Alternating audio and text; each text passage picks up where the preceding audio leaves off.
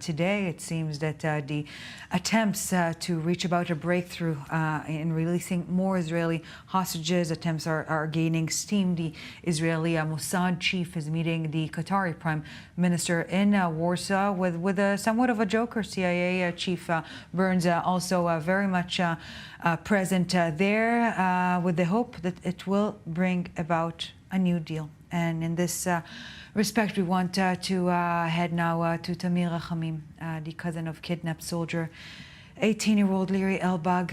Tamir, thank you so very much for joining us. Before we talk the latest in the attempts and the no attempts, let's talk about Liri. Tell us about her. Tell us about the last time you've heard from her. Thank you very much for having me, as usual. Liri is an 18-year-old, soon 90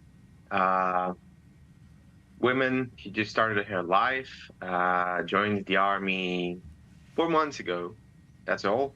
Two of them, which she serves in Gaza as hostage. Yeah. So in her base, she was less than 2 days, I guess.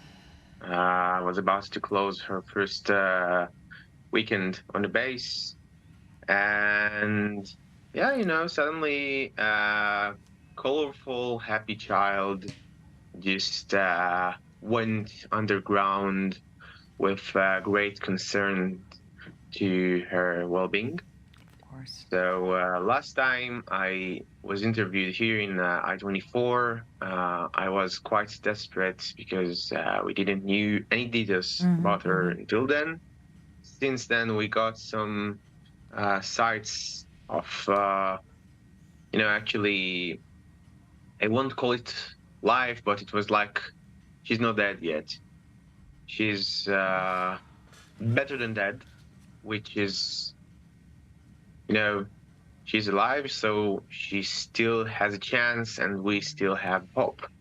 But of course, it's quite intertwining because when you are so on the hook and so, desperate for clues and signs of anything new, you can often, miss a lot of things and realize maybe your hope was for vain. For example, what happened with the 3 hostages, a few days ago. Basically, their families had hope, and Hamas used Nazi tactics to eliminate this hope and create diversion within us. And I will say only my opinion now, okay? It's only my opinion as Tamir, as a person not responding to the main standpoint of the family. The kernel family of Liri.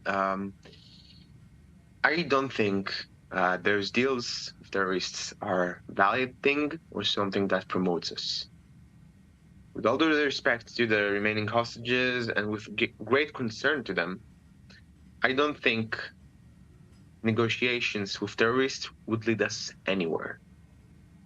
In fact, every time we release these dangerous creatures out of the fairly well-lived conditions within our jailhouses, those guys and gals just preaching for more terror, more bloodshed, more chanting to the elimination of Israel. So for anyone who's not familiar with Liri's smile, we're an Austin's volunteered embodiment which searches openly and not so openly on the web groups and terror activities. And I must say that our, in inner Israel and, Judah and Samaria areas got quite hit up since the deals. When they see we release terrorists, they realize they can do anything they want. They can kill, they can try to kill, they can stab, they can do a lot of horrible things. And somebody will release them. The distance between the Ramallah Hamas supporters and the Gaza, formerly or currently Hamas supporters, Yes. is huge because Gazans realized their lives are not in a matter of all. They care about the jihadists from the West Bank, from whatever they can release them, but they don't care about the honest, I don't know, about the average Gazan. Residents, yeah, yeah. Yeah, so basically, in my opinion, and it's only my personal opinion, I cannot. Oh, yeah.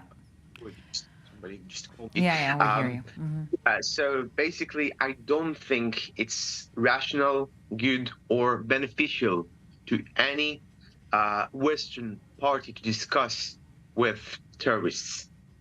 So from again, and we will yet again stress with you, just reiterated your opinion, and there are perhaps divisions among the families of the hostages in this respect. What is the right route of action?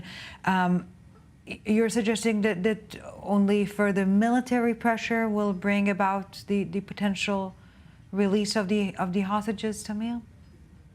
Look, eventually, we're fighting a war of psychology with Nazis.